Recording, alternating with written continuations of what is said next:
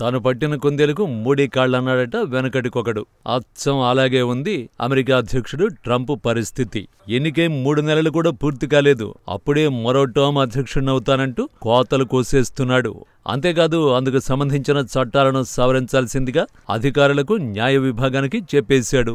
ఇంకేముంది, అసలే పెద్దాయన, ఆపై వాచ్యాలత్వం, ఎందుకొచ్చిన గొడవ అనుకున్నారు. అసలు ట్రంప్ మూడోసారి అధ్యక్ష ఎన్నికల్లో పోటీ చేసేందుకు అవకాశం ఉందా లేదా అన్న పరిశోధన చేసిన అధికారులు తాజాగా చెబుతున్న విషయాలు ట్రంప్కు మైండ్ బ్లాంక్ అయ్యేలా చేస్తున్నాయి. డొనాల్డ్ ట్రంప్ అధ్యక్షుడిగా మూడోసారి పోటీ చేయడానికి చట్టపరమైన మార్గాన్ని కనుగొనటం అత్యంత కష్టమైన విషయం అన్నారు అమెరికా అటార్నీ జనరల్. వాస్తవానికి ట్రంప్ను మరో 20 ఏళ్లు అధ్యక్షుడిగా ఉండాలని తాను కోరుకుంటున్నప్పటికీ అది సాధ్యమయ్యేలా లేదని పామ్ బోండి అన్నారు.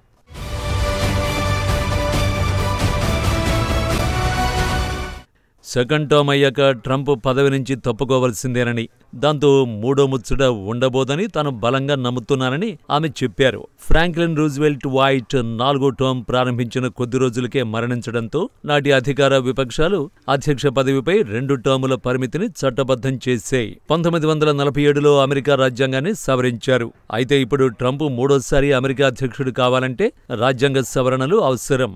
అమెరికా చట్టసభల్లో 2 సభలలో 3/2 వంతుల ఆమోదం అవసరం. అలాగే 50 రాష్ట్రాలలో 3/1 వంతు మంది ఆమోదం పొందాలి. ఇది అసంభవమని రాజకీయ విశ్లేషకులు చెబుతున్నారు. అది చేయడం అసాధ్యమైన టాస్క్ అని అమెరికా అటార్నీ పామ్ బోండి అన్నారు. మూడోసారి ఎన్నిక కావాలని ట్రంప్ చేసిన తొలి ప్రసంగం చాలామందికి ఊహాజనితంగా అనిపించిందని, కానీ మార్చి 31న 78 ఏళ్ల అధ్యక్షుడు ట్రంప్ తానేమీ జోక్ చేయడం లేదని, మూడోసారి పోటీ చేయడం గురించి చెప్పాడు. అది జరగడానికి అనుమతించే పద్ధతులున్నాయని వివరించాడు.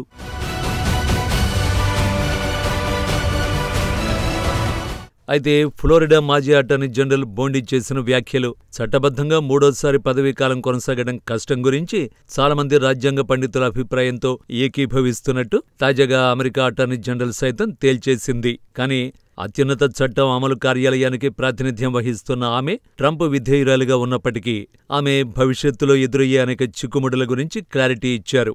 ట్రంప్ మరోసారి అధ్యక్షుడిగా ఎన్నిక కావడం అసాధ్యమని తెలుస్తోందన్నారు. రెండోసారి అమెరికా అధ్యక్షుడిగా ఎన్నికయ్యాక ట్రంప్ 100 ఏళ్ల చరిత్ర ఉన్న ఎన్నో చట్టాల్ని మార్చాలని చూస్తుండటంతో ఎన్నో అవాంతరాలు ఎదురవుతున్నాయి. ఇప్పటికే ప్రభుత్వంపై 170కి పైగా వ్యాజ్యాలొచ్చాయని, దీంతో రాజ్యాంగ సంక్షోభం రావాల్సి ఉందని ఆమె అన్నారు. ఆ కేసుల్ని కోర్టులో తాము ఎదుర్కొంటున్నామని చెప్పారు.